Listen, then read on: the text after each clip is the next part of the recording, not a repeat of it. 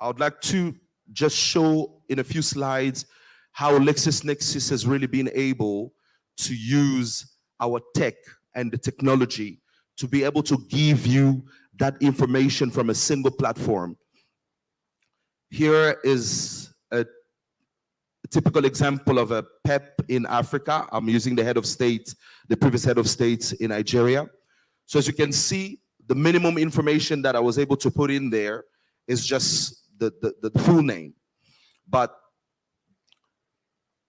when you look at the input data, you can see that we have put together enough information in our database to be able to arm you or to empower you to make that decision. As you can see, we're not only looking at the head of state as a politically exposed person, but we also have additional content that shows that, yes, this is a PEP, but there is adverse media attached to this person as well. So you are not only looking at that one entity as a PEP, but there could be additional information that can constitute a different type of risk that you might have to take. And as you go down, you see also a little bit of a history of the PEP history that they've had over time. So it helps you verify the veracity of the information that you have in front of you.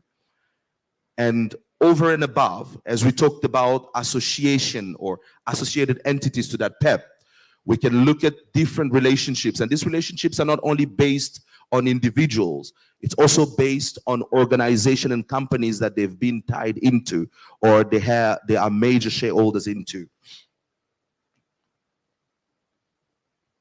And over and above, we're also seeing family members that are connected to this person.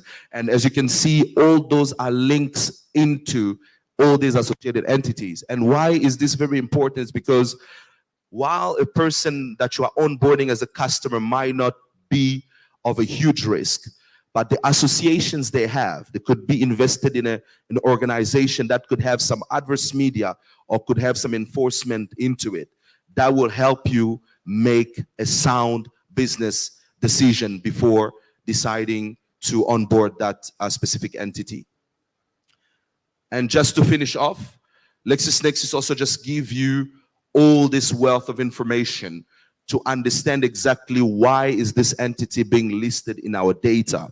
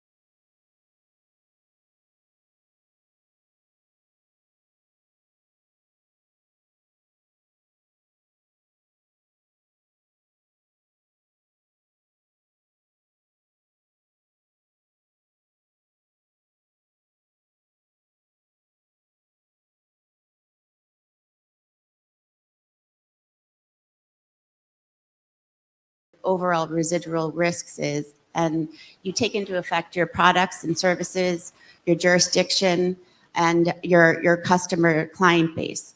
Therefore, you're prepared to determine which Regtech vendors that you would ultimately need to achieve your goals and your strategy, both internally and externally. Great. Thank you very much, Kelly. I think there is a lot of interesting things that you mentioned in your response. There's something that really stood out for me. You spoke about human resource and automation, and I think definitely technology is a great partner to be able to make sense of that data that we have to the people, the expert that need to make those decisions. Thank you very much. I think that will really help me drive into my second question, talking about Regtech providers. I know you verify is one of the Regtech providers. Great, great. So if we're talking about financial crime, obviously there are criminals. There are those people, those bad actors that are committing those crimes into our financial system, hence compromising the integrity of this financial system that drives economical growth. My question as a Regtech vendor, how do you define those bad actors, and what is your contribution as a Regtech vendor to prevent those bad actors gaining access into into the system? I know that there is a foundation that has already been laid, the risk categorization. However, these people are also very clever in how they can find their way into it. But I know with the power of data and technology, we are able to catch them as they're trying to gain access. What is your contribution as a Regtech vendor in that space? All right, thank you, Michelle. I would want to try to break down your questions. There are two questions there. Yes, indeed. The bad actors and what we are doing, right? Yeah, so when we talk about the bad actors, yeah, we're talking about criminal organizations and syndicates who are into illicit drug trafficking, human trafficking. We're also talking about terrorist organizations who are already known as terrorist organizations. We are talking about, and people who are affiliated to these organizations. We're talking about fraudsters, those who are into fraudulent activities, such as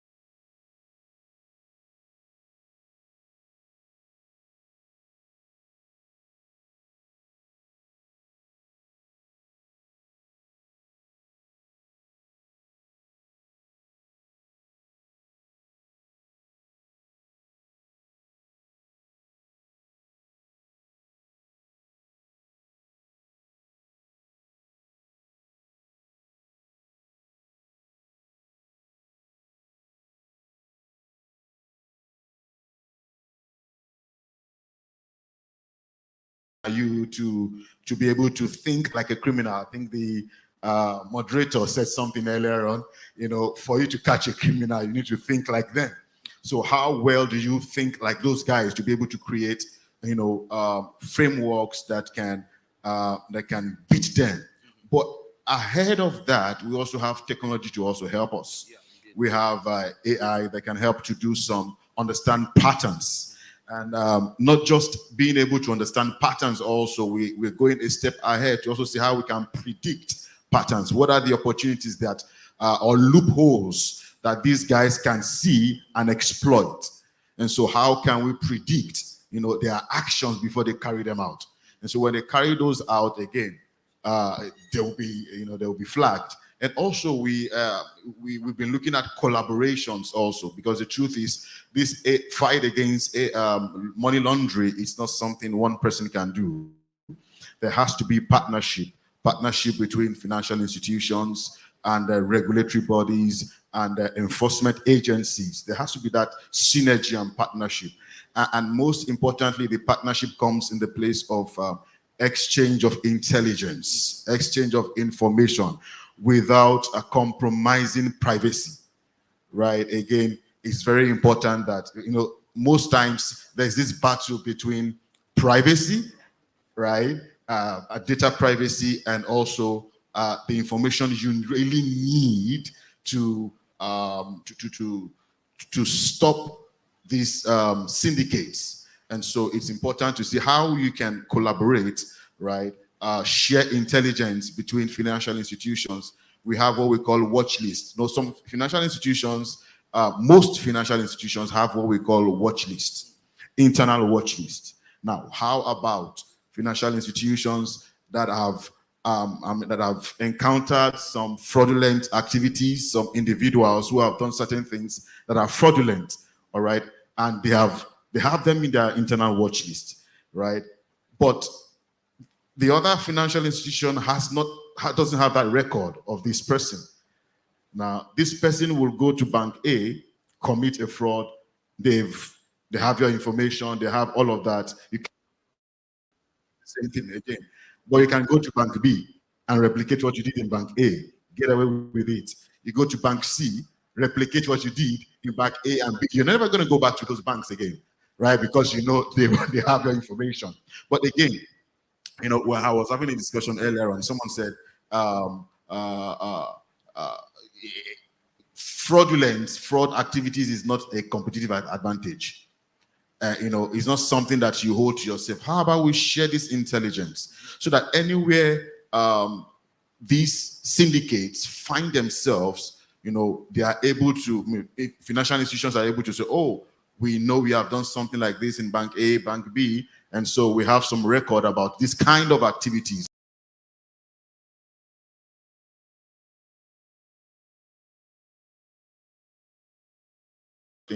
It's a collaborative and collective effort that we need to foster as an organization and as a technology company, partnering with financial institutions, partnering with regulatory bodies, right, and partnering with crime,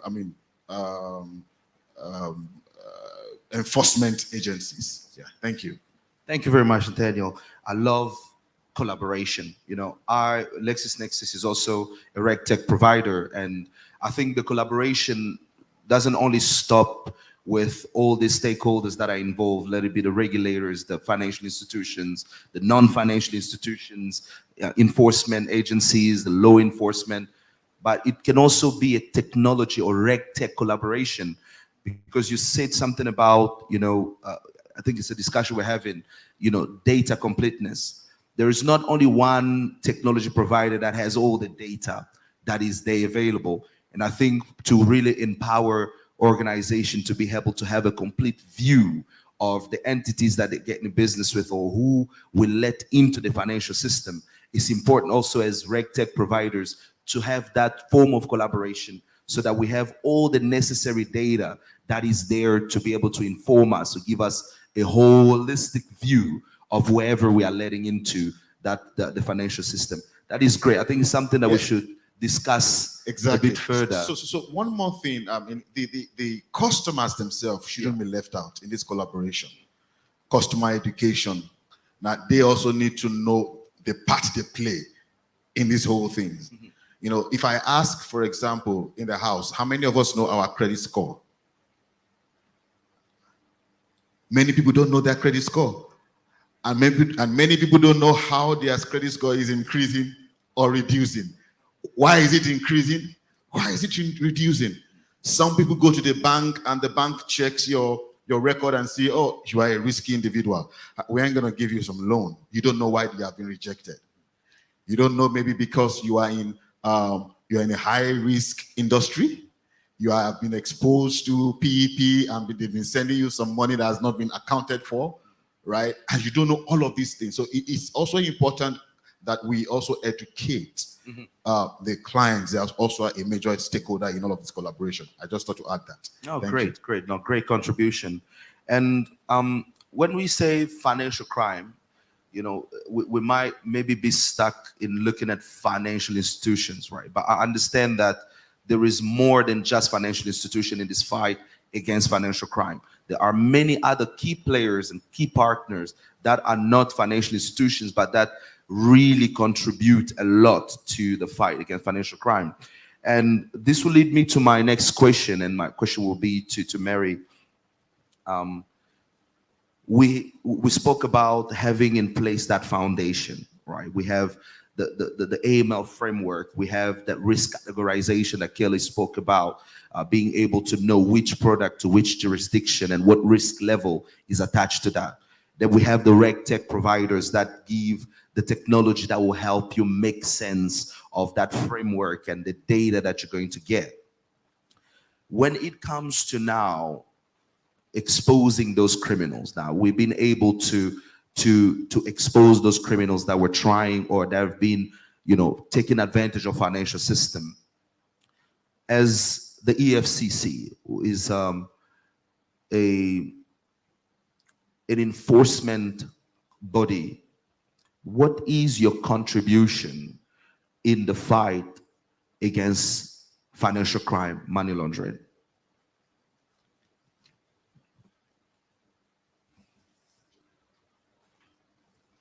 Okay, thank you very much, Mr. Mitchell. A lot has actually been said, and from the past speakers, I could see that they've actually highlighted some of the things that the EFCC actually does.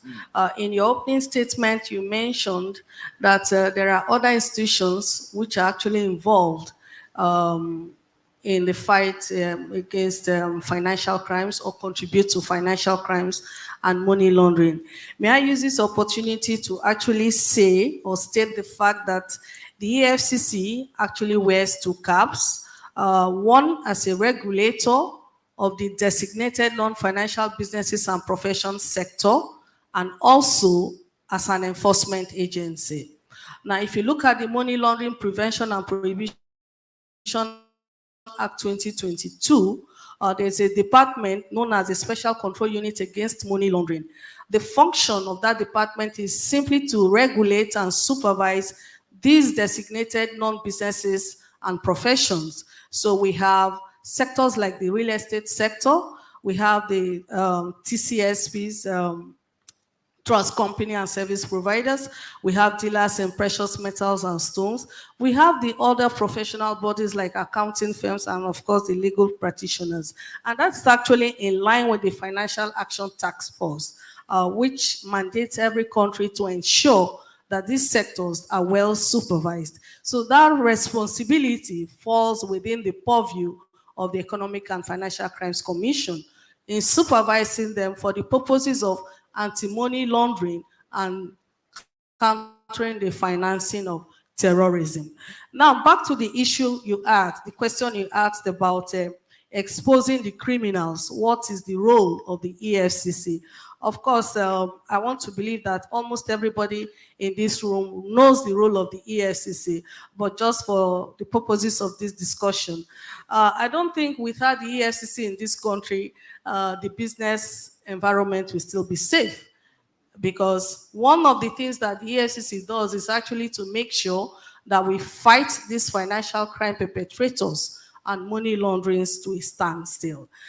We do that deploying various methods. Of course, data is foundational to all the work that the EFCC does. And in doing that again, you see that getting the right data is very, very important. Without the right data, it becomes very difficult for us to trace and follow the money. Because in financial crime and money laundering, what the investigators are looking for is how to trace and follow the money from the origin and getting to the destination. And so in doing this, the Regtech providers and all of that, we are also saying that we need your support, because the challenges, like she noted in our presentation, is that when you look at the data quality, that's a major challenge that poses as an obstacle for investigators. So when you don't have the right data, and of course, integrity of the data is also another problem. And getting the data in the right format again is another challenge. So for the EFCC, what we have done over the years is to ensure that we build a good case. Because before you go on to prosecution, you have to build a good case in making sure that you have all your premises built, all the prima facie cases are well built before you now move to prosecution.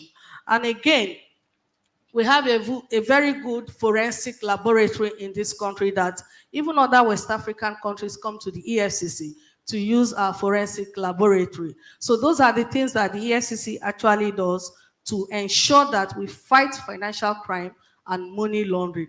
But beyond that again, the whole essence of fighting financial crime and money laundering is to make sure that we deprive the criminals of the process of crime. Because once you don't get the process of crime after the criminal, then you haven't started. And that's why internationally the focus is now on asset recovery and asset management. So the EFCC has put in place mechanism for making sure that, number one, there are processes for asset seizure, confiscation, be it interim or final forfeiture, and of course, how do you manage that asset at the end of the day? Just to also highlight the fact that he talked about criminals when they are trying to also be ahead of law enforcement, more or less. That's what I got from what he said. And of course, we know the Financial Action Task Force recommendations, and they've come up with different schemes to making sure that they avoid that, especially not to conduct threshold transactions, right? That's what I got from what he said. And so for us, be it at the preventive harm in SCUMU, and of course, we have what we call the Nigerian Financial Intelligence Unit. And of course, I'm happy to hear that Regtech institutions are working closely with regulators. So with technology, all those transactions are now well captured. So even if they try to avoid in making sure that they don't conduct those threshold transactions because they will be reported, there's what that is called structuring. And of course, the solutions will also pick it to say that those transactions can be considered or classified as structuring. But overall, if you look at the challenges, we do not have a centralized database. And that is actually, he mentioned the fact that Bank A may have their own list. The criminal moves from that Bank A because he knows that is already known there. And this also applies to terrorists or terrorist financing. So it's a major challenge because till date, we don't have a comprehensive database centralized where all law enforcement agencies can go and pick information that will aid their investigation. If you look at what we call the asset declaration system in Nigeria today, that information is also not readily made available to the public.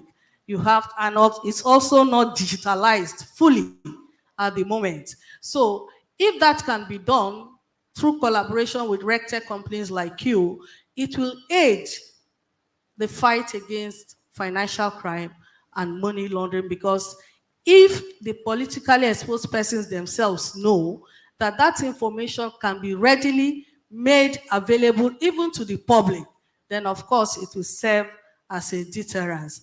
Then the issue of a beneficial ownership register. Also, yes, our CAC, the corporate registry, has done enormous work in making sure that today, at least, we have a beneficial ownership register. I do know that the EFCC is fully utilizing that register as one of the key sources of information they use in conducting their investigations. I'm happy that earlier on you made a presentation on PEP screening. Very interesting indeed, and REP. So in Nigeria today, I'm not sure we have a comprehensive database of all PEPs.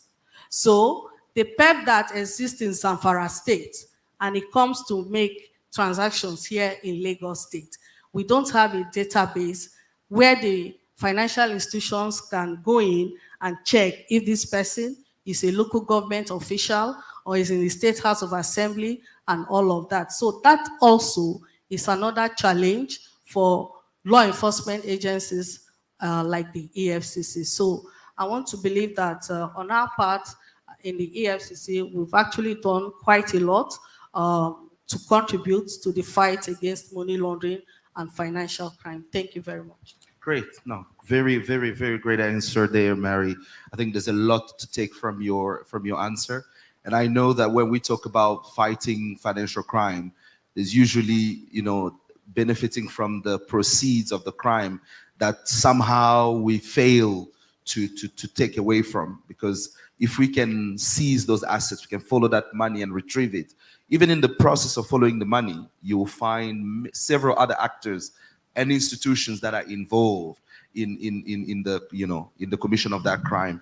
But thank you very much. I think there is a lot of opportunities from the answer that you gave to technology providers, maybe some in the room, to be able to build those centralized database information around PEPs and UBOs, make it digital.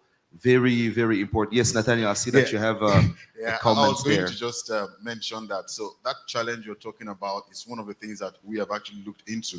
Okay. Right, like you're just saying, and we call that domestic PEP, where we have records of PEPs for each state. We have for Nigeria, we have for a few other African countries, and the plan is to scale that, so we can actually work with you on that. Great, interesting. But I can see I think the recurring theme in most of the answers here is about collaboration. The fight against financial crime is a collaborative effort. And I'm seeing a lot more collaboration coming. And I think platforms such as these, permit that collaboration where we can have a conversation, understand, and how can we come together in fighting this, this vial that is eating our communities, right? Definitely. And a lot has been said, and this will lead to my question, the team here. We spoke about the foundation, and I'll just reiterate everything that has been spoken about. We spoke about the foundation. We spoke about the systems, the tech and the data coming together. We spoke about the measures that need to be taken into account to make sure that, those who commit those crimes are punished and they're not able to come back and do the same thing again. Now, criminals, they evolve. As much as we have all these kind of controls that we're trying to perfect, they're also organized in that manner. And today we can put in place, systems, but how do we know that those systems are keeping up with the trends of this, the new typologies of crime that we are seeing? And my question to you, team, is what do you think are further steps that, we can take, or organization can take, to ensure that the systems that are put in place are efficient on a continuous basis? Thanks very much for the question. In all honesty, a determined criminal will go through your system, end of the day. Doesn't matter what your protocols are. They are smart, they're agile. A classic example within the last year, and I'm sure a lot of you have read this, is the 2 billion of fraud in Singapore, where they thought all of the protocols, all the rules, all the regulations they had in place, and yet 2 billion of fraud was created. I agree very much with the collaboration thing, and it goes from the top down and from the bottom up. And what I mean by that is the regulators have a responsibility to regulate, but also the licensed institutions have a duty of care, I think is probably the best way to look at it, in regards to, they have a license. Now, they took the license because they want to make money. It's not, they don't do it for the health. And with that license comes a certain level of responsibility. That responsibility, it comes in the form of making sure that they can run the best systems they can. The frontline staff are trained. I mean, how many people, you know, if I went into a financial institution here and turned around to a frontline member of staff and I said, do you know anything about the 2 billion of fraud in Singapore? The answer would probably be no. So the reality is it's ground up and bottom down. Okay. And the other thing is, there is a lot of, I suppose, as an emerging economy, a fastly emerging economy, that grabs the whole digital process, etc., and starts using automation rather than sort of the manual process, there is this, I suppose, safety in numbers mentality. So they will go and they'll buy the same system as their mate who bought a system down the road. Now, I was in a jurisdiction testing on behalf of a regulator last week. 3 companies bought exactly the same system and I got 3 different sets of results on the same test. So the reality, what I'm trying to highlight there is the system is only as good as the user. So if you as an institution, and I apologize for the car analogies, this probably won't be the only one, but if you rush out and buy because you think you want safety, and you go out and buy a well-known $100,000 Mercedes, but you don't have a driving license, it's still a piece of metal sitting in the corner that you can't do anything with. Screening systems are very simple and similar to that in regards to, you might go out and buy the best system in the world, but if you don't have the internal capability of making sure that system is tested, tuned, make sure that it is running at an effective level, and what I mean by effective, it's accuracy level. The data entry onto that system is being done regularly and looked after, and you actually have a member of staff who actually knows what they're doing, rather than somebody who goes, well, that's now your responsibility, off you go, and they've never really had to look after that sort of thing before. So the reality is you buy these systems with the expectation that they are going to sort all your problems out. The reality is if you don't look after that system, it ends up like a car that you haven't looked after, that's full of rust and won't drive anywhere. So I suppose what I'm trying to say is that all the licensed institutions have a responsibility of, as everything becomes digitized, of making sure that they have the internal knowledge base to be able to cope with the advancements in technology that are actually coming along the line. Not only that, regular, and I mean, obviously I'm going to say regular testing is necessary.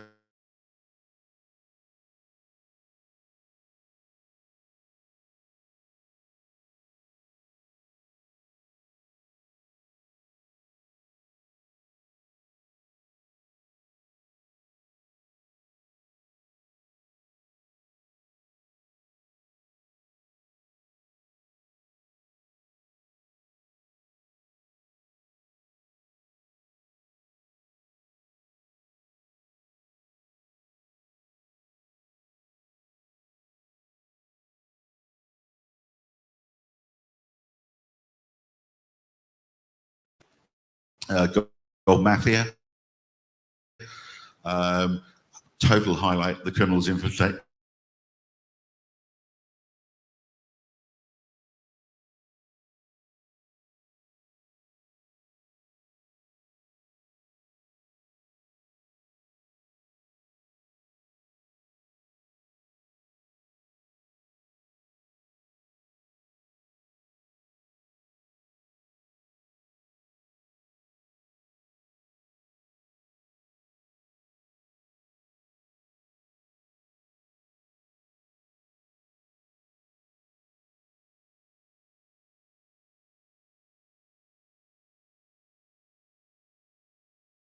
Because then you're reliant also on your neighboring geography or geographies that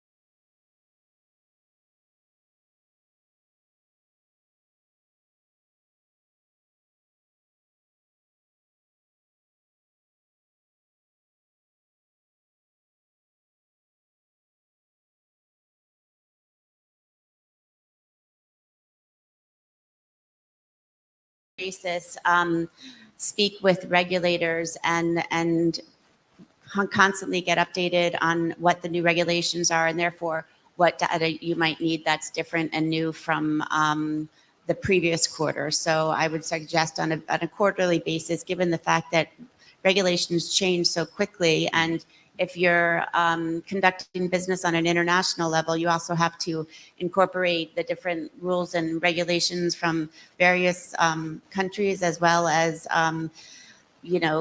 various organizations like the UN and the EU and so forth. So there's a lot of data to take into consideration, but I think start at step A and conduct a risk assessment, determine what you need, and then go forward from there. Great. No, thank you very much, Kelly. Nathaniel? Yeah, I will just take it off from where she stopped. Data is everything. Data completeness, data integrity, data quality, and data availability in the midst of data privacy, right? So data is everything. The quality of data that you have improve the quality of decisions that you can take. And so it's important that our data is correct, is accurate. I mean, for example, now I was sharing with you the other time, my NIN, which is my identity in Nigeria, has an address in it. But if you look at that address, I'm sure that's not where I'm staying right now. And someone is going to go check that data and might want to take a decision, look for me somewhere else. I'm not there. How is it updated? And so this is very important. These are things that conversations we need to look at and we need to address if we really want to fight money laundering, right, and financial crimes. Thank you. Thank you very much. Thank you, Nathaniel. Mary? Thank you. So my last word will be that there's need for that effective collaboration, collaboration between law enforcement agencies and regulators at one end, collaboration between public-private sector. If you look at the FATF recommendation 2, it is very specific. And most recently, the FATF has continued to emphasize the fact that the public sector and private sector must collaborate. And just to also buttress what he said, there is need for us as a country to have independent identity infrastructure. For as long as our identity infrastructure database is not effective, there is little or nothing that investigators will do, because again, that's coming back to the reliability of the data. So address verification and all that, we just have to get it right. And in getting that right, we need the support of the private sector, fintechs, regtechs, and all the companies alike, so that we can work together as a country, form a formidable team to fight against financial crime and money laundering. Thank you. Thank you very much, Mary. Tim? I think Mary covered most of that one, actually. I think the reality is actually, we're all sat in this room for a purpose. And that's to learn more. And I think if you take anything away from here, that's the most important thing. You're going to be permanently learning. The landscape is going to permanently be changing, and you need to be able to adapt to that landscape. So I think the reality is keep learning is the only thing I would say on that. Thank you very much. I think this brings us to the end of a very great panel discussion. And all we've heard here really is collaboration. If we're going to win against financial crime, we need to come together and, in the words of Mary, form that formidable team to be able to bring about that unstructured data and give it a proper structure, bring that integrity, that veracity, and the quality of that data. Thank you very much to my panelists. It's been an absolute pleasure to share the stage with you. Thank you. Well, that's great. Please, could we hold the upstanding for the photo op? We need this data for our independent data center as well. It's important. Before we wrap up, we would like to, please, if we have any questions for this panelist. Well, it looks like we will be able to, okay, after you take the pictures, go back to your seat. All right, Mr. Graham. I'm not sure if Graham doesn't like his photo data to be captured. because perhaps his height might give him up at any given point in time. And all right, please, you can take your seat back on the panel. We have 2 questions. I can only take 2. All right. It looks like this particular session. Mr. Fasasi first, please, and then the lady behind. Forgive me. Okay, thank you so much. It's been very engaging panel. My name is Fasasi Sarafadin. I'm the chairman of Association. I'm the national president of Association of Mobile Money and Bank Agents in Nigeria, AMBAN. And my question is this: the reality now in Nigeria is that financial transactions have actually moved away from the conventional banking system. So you have fintechs in Nigeria, processing more than 75% of total transactions in Nigeria. Unfortunately, our anti-money laundering has actually not moved into the fintech space. We are still exploring the usual conventional banking anti-money laundering strategies. In most of the agent locations across the country today, when we have intelligence reports, when we saw red flags, in some areas, a lot of bandits are using agent network to cash out, and we are aware. We are seeing all this, transaction, but no platform to escalate it. And if you take a deliberate action of arresting and take police station, you'll be faced with who is going to finance the prosecution, who is going to mobilize the arrest. So you begin to see a situation where even the good agents that are extending financial inclusion, they got caught up by regulation that, all of you are bad, let us shut them down. So I think it's not too good for us. We shut down crypto, we shut down blockchain, all in the, and today we have also shut down fintech acquisition of creation of additional wallet system. We have shut down virtual accounts. So what I have seen is like our regulators really need help. Yeah, our regulators really, because you cannot regulate, you cannot use analog, strategy to regulate a digital era. We are in the digital era, and things will not wait for regulators to go back to school and study, most of this knowledge. And there comes that there is a need for us to collaborate.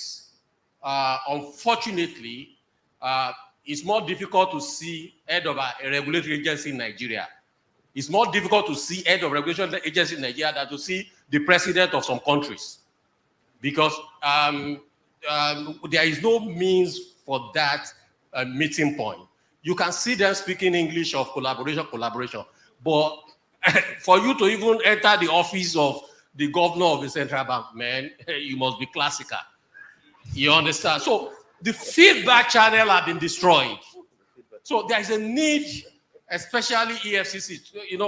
Maybe last week or so, we're reading in the newspaper that POS agents are the one responsible for cash scarcity in the bank. They are now conniving with the banks to make sure that ATMs are not working. Look at.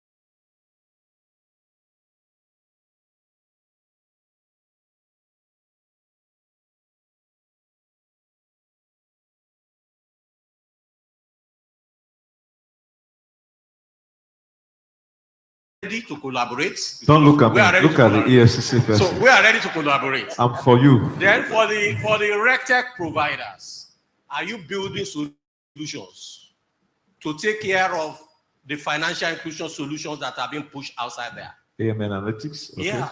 Thank you so much. All right. And then there's a lady. There's a lady. That's the only two questions or comments we can take. Sorry, we would have integrated them all.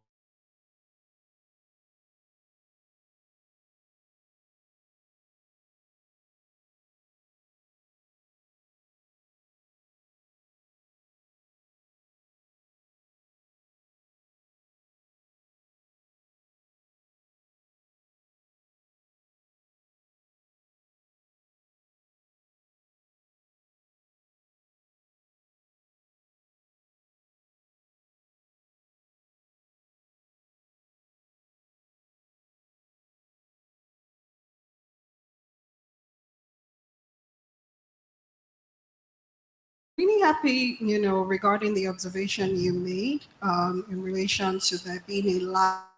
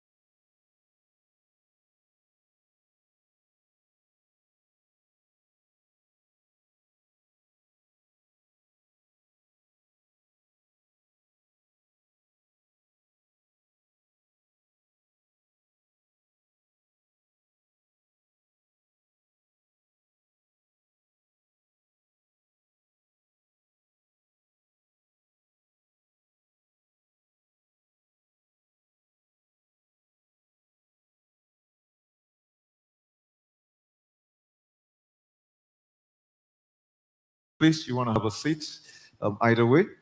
Uh, Quickly, we are going to invite the moderator for this panel section, and that's the person of Madam Ayo Odu Sonia. She is the managing director of Lightway Finance Limited, United Kingdom. Please, can you put your hands together for her?